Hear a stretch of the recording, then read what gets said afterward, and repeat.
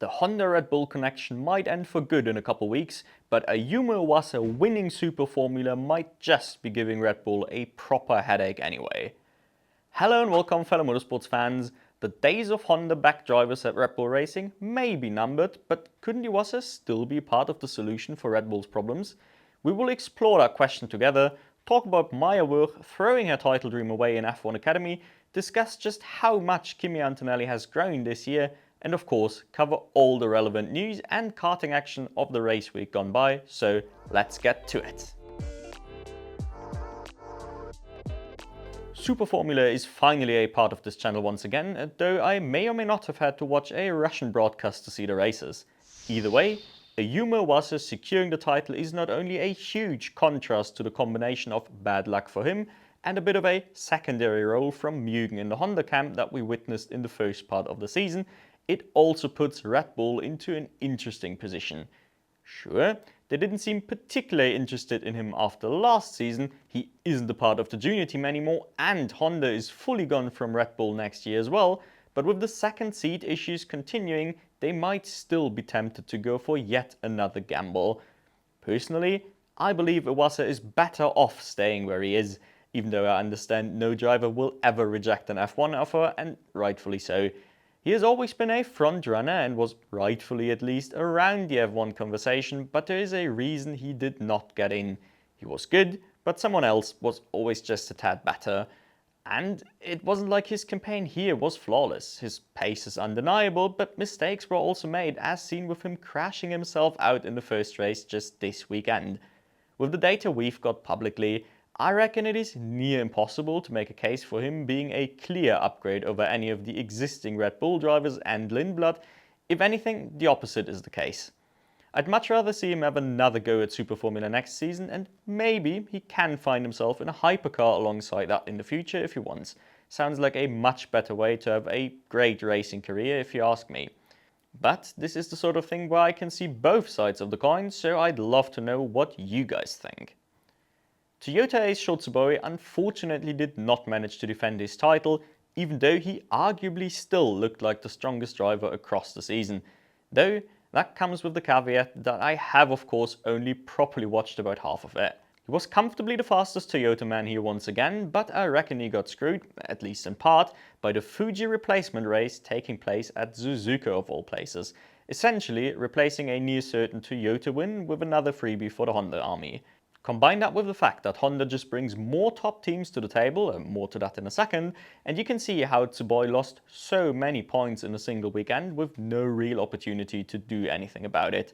I love that he opted for the early pit gamble strat in the final race, trying to play to his strengths one last time with his back against the wall, but it was never going to happen without some luck going his well as well. Either way, I'd love to see someone make the case that Iwasa was the strongest driver over the full season, because I certainly cannot in good faith. Talking about top Honda teams, in terms of long-term implications, Nakajima Racing properly rejoining the front-running ranks was easily the most interesting development this weekend, and Igor Fraga's maiden victory was merely the cherry on top of a fantastic back half of the year for everyone involved. For context, not only is this the first Nakajima win since 2022, it is the first win for any team not called Weug, Dandelion or Toms since 2022. If they can keep this form heading into next season, that should really add another level to the competition, particularly considering that KCMG has also been threatening to steal a win multiple times as well. Throw in all the rumours for potential overseas drivers next season, and SuperFormula is shaping up to finally be one of the best racing series in the world once again, after a couple seasons that maybe lacked a little depth in the field. Moving on to F1 Academy, where this season we finally got the Doriane Pin title we had expected last season already, despite Prema arguably once again trying hard to let her down. Fortunately for Pin, her job was made considerably easier with Weug wiping herself out on the formation lap on Saturday and taking Tina Hausmann down with her for good measure. Bit of an unfortunate incident all around, and of course Nina Gardeman didn't help with the way she opted to lead a rolling start, but I have to put the majority blame on Weug's nerves here if I'm honest. With about half the grid now forced to leave the series for next season, it'll be quite interesting to see who manages to stay around the single-seater landscape, and for those that aren't, I am so looking forward to more exciting women in the world of sports car racing as well. I'd expect to give Fracka another go, but with how her last two partial programs have gone, I am keeping my expectations low. Keep in mind, my philosophy on this whole F1 Academy thing is that the first proper goal is to push a couple of women into F3 on merit before we can even start to dream about finding F1 material in there. And so far, Abby Pulling at the very least just isn't quite cutting it in that regard. I will say though, Weug in particular has managed to look alright in Fracka already before dropping back down to F1 Academy, so if there is any driver on the grid other than Pa that I'd really want to see back in a quicker car, it is definitely her. As far as the rest of the graduating grid is concerned, I feel like the series really deserves a proper review for every single driver. I am planning to pump out quite a few of these for the likes of Fracka, F2 and some other series over the winter break, and F1 Academy will be high up on my list of priorities as well. There are a couple of critical stories we need to highlight from this specific weekend though, and most importantly to me, Rachel Robertson actually did a pretty stellar job all things considered on her guest appearance replacing Eva Ignatiadis. Sure, we can't treat that P4 as a real result given the incredibly chaotic circumstances, but to be fair, keeping it clean in a messy wet race during what I believe to be her 5th ever single-seater weekend is a good sign in its own right. Keep in mind, her experience so far is limited to the short Saudi F4 season and a year spent in UK radicals as far as I know. Better than just the results though is the fact that she was consistently the fastest in the still mediocre high-tech lineup. Remember earlier in the year when I was trying to tell you that Nicola Werder can't possibly be that bad and it must be a high-tech issue as well? Turns out I was full of shit. Her Werder is just incredibly slow, I'm afraid. Maybe I never paid enough attention to the timing sheets during her Formula Regional Americas campaign. Either way, very much looking forward to Robertson presumably joining the grid full-time next year, while her Werder might be the only driver eligible for another season that I could actually see getting dropped prematurely. By the way, a bit of a pet peeve, but damn, please fix your announcement posts, dear F1 Academy social media team. I get that we have the title-sponsored cars to pay for the opportunity, but at least include the actual team operating the cars in some way. I don't really care that Lisa Billard will be driving for Team Gatorade. I want to know right in that post if she'll be in a competitive car or not. The youngest driver on the grid has gone full circle this weekend. Alba Larsen started the year really strong and impressed us all quite a bit, but has cooled off a little in the second half of the season. Not a huge drop, nothing to be concerned about, but still noticeable. Nevertheless, here she was back in full force and particularly impressive on the wet Saturday, even if she did crash unprovoked only a couple laps into the race. I honestly don't mind the mistake. I was too busy being impressed by her absolutely flying in tricky conditions beforehand. Surely a great sign going forward no matter the result. And while not quite as overpowered, she did double up with a good performance on the Sunday as well. I almost can't believe she has not stood on the podium at all this season, to be honest. Goes to show just how much the title contenders and the Campos duo had monopolized the top spots, with Ella Lloyd kind of the only odd one out getting involved regularly, if that makes sense. Between Lloyd, Polmovsky, Larsen, Geidemann and Felbermeyer next season is already shaping up to be an excellent watch, and that isn't even including any of the rookies. Make of F1 Academy what you will, but it has inarguably already improved the pool of competent women in motorsports considerably in only a few short years. Finally, we of course cannot leave this segment without looking at the F1 portion of the Las Vegas weekend as well, and oh boy, the fight is on again, isn't it? After a season spent with McLaren dominance, it almost feels like poetic justice to have the team fuck up like this in the closing stages and really force the drivers to work for it if they want to keep Verstappen behind. And there are so many possibilities for this to continue. Will Norris find a way to choke in the last 2 rounds, or has he grown beyond that? Before the year, I would have bet money on Norris choking if it came down to this, but to be honest, with how he has looked in the last quarter of the season or so, I am not so sure anymore. Vice versa, Piastri has still not found his form again and looks almost set to miss out on P2. Bit of a blunder all things considered, and absolutely makes you wonder just how he feels about his McLaren home going forward. In my opinion, even taking P2 would be absolutely incredible from Verstappen, all things considered, and this season has very much cemented his undeniable top spot on the grid. At this point, the actual title would more or less only be the icing on the cake. Either way, with how rare these proper late season battles are, no matter who you're supporting in the upcoming fight, just make sure to really enjoy the moment. For me personally, the biggest story did happen away from the top spots, at least early in the race. Kimi Antonelli finally finding proper form over the last couple races, the sort of form that allows him to go toe-to-toe with a highly regarded George Russell, is incredible to watch. The likes of Behrman, Bortoletto and Hadjar have all, rightfully, gotten a lot of praise at different stages of the year, while Antonelli looked a little pale in comparison, and while I never doubted his ability even for a second, I did not enjoy watching the public opinion tank. It always feels weird to watch people bash on a driver they've only gotten to know this season, while we've been watching him for many years. So for that alone, I am glad he is now showing the world what he is capable of on a more regular basis.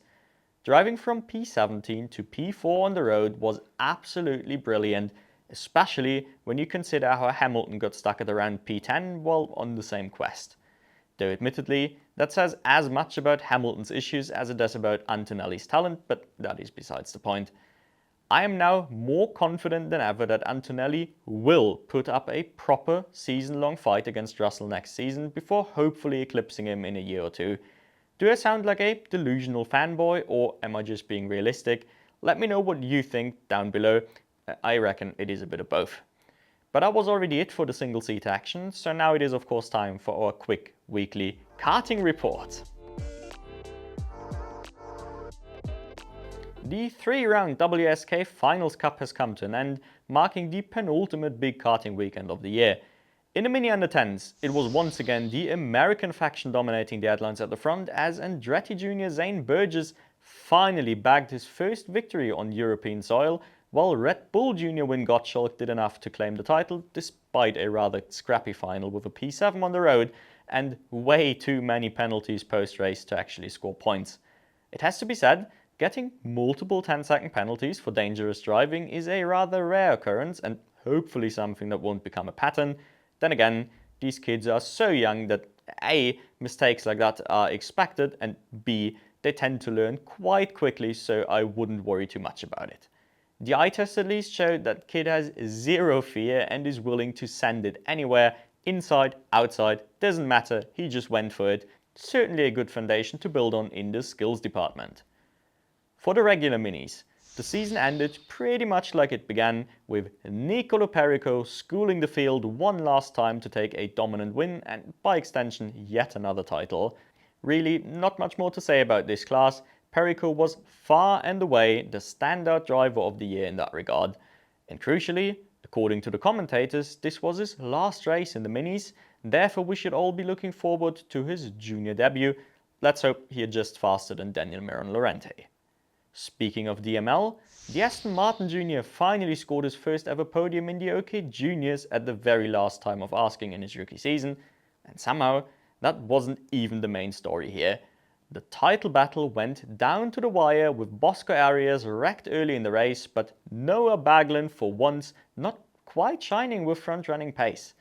On the road, he couldn't do enough to steal the title, but got saved by post-race penalties for Kalija and Sayer, mental scenes all around, and certainly the least impressive of Baglan's many titles this season. In the same vein, fair play to rookie Will Green for finally hitting the front again and crucially beating both his high-profile Prema teammates to claim a nice podium finish. And last but not least, I am of course super pleased that Valerio Villapiana not only took a win, but a mega dominant win at that. The OK Junior season has just ended a few days ago and I already can't wait for the next one. And in the OK Seniors, Tony Kart ace Jindřich Peschel won, I believe, his first ever big title in rather dominant fashion, despite missing out on the win in the final. Hats off to the Czech driver. The real treat though was watching Luke Kornde have his best ever weekend on the international stage. The former German junior karting champion has usually been rather lackluster on the European level, but everything just seemed to fall into place here, putting it on pole on Friday and leading most of the weekend from there. Sure, he did concede P1 and 2 in the final to Sala and Peschel, but this is still far and away his best result to date, and it does give me some hope that there is more potential there than I had previously thought. And finally, in KZ2 it was once again all about the Italian Birrell star driver Christian Bertucca, another dominant win to complete the perfect championship in style. We might have almost forgotten over the European season, as it wasn't quite the same in KZ just yet, but the man is near untouchable on his day in a KZ2, and we shall never forget that. Yeah, we could talk about all sorts of drama unfolding behind, or Emilian Denner at least securing a comfortable P2 both in the final and in the championship, but there is another story that you guys might be more curious about. Marcus Armstrong, former feeder series frontrunner and of course now a pretty well established IndyCar driver, has actually done this entire 3-round season to keep himself busy over the winter. First of all, I love drivers going back to the roots like that. That alone makes it worth mentioning. But more importantly, if anyone needed some sort of proof for what I keep saying, that this level of karting is an elite form of motorsport in its own right, Armstrong barely had an impact across the 3 rounds and was usually found well outside the top 10 runners. Sure, Tony Kant isn't exactly having a great time in the class in recent years, but someone unfamiliar with the discipline might naively assume that someone of Armstrong's caliber can just come in and walk all over the competitors or something, and that couldn't be further from the truth. Just some food for thought for those not yet actively following these championships. Let's end on some news, since we've learned that Roman Bilinski will join Dino Beganovic to complete Dam's F2 lineup next season. Personally, I'm a bit on the fence about that one. Bilinski has definitely been one of the biggest surprises last year, and you can refer to my F3 review for that. But that said, I don't know if I think he deserves a top seed in F2 just because of that alone. I guess your judgment of the move should really come down to how highly you rate Dams. In my opinion, they have been second only to Invicta this season, with just the unfortunate downside of Miney dragging them down from the second seat. Thus, I reckon someone with more title hopes might be a better fit for the seat, but who knows, maybe Bilinski will surprise once again. I certainly wish him the best of luck. And last but not least, the biggest piece of news that broke this week: Mick Schumacher returning to open wheel racing after 2 years in Weug, replacing Devlin DeFrancesco at RLL. While he has done well for himself with Alpine, personally, I am really glad to see him at least try again in the single-seaters, considering the Haas experiment wasn't exactly the best place to shine for a driver that has always struggled a tad to adapt. Don't get me wrong, I don't think he is some star driver with how stacked IndyCar is looking, but I reckon he is still a worthy addition to a grid still relying on big-time pay drivers in some seats. And more importantly, he is replacing one of those big-time pay drivers with DeFrancesco, so no matter what you think of Mick, I don't think anyone can argue that this isn't an upgrade. All in all, a win-win situation if you ask me. And that was already it for the week. Next week we can finally celebrate the long-awaited return of F2. I still think that huge break in the calendar is stupid, but what do I know? Along with, of course, the continuation of the F1 title battle, the conclusion of SuperFormula Lights, and some more spicy karting action, so make sure you're subscribed if you want to stay up to date with everything. Until then, it is now your time to drop all of your thoughts and opinions down in the comments so we can get our lovely little discussion going, and otherwise I thank you all for watching and I do hope to catch you in the next one.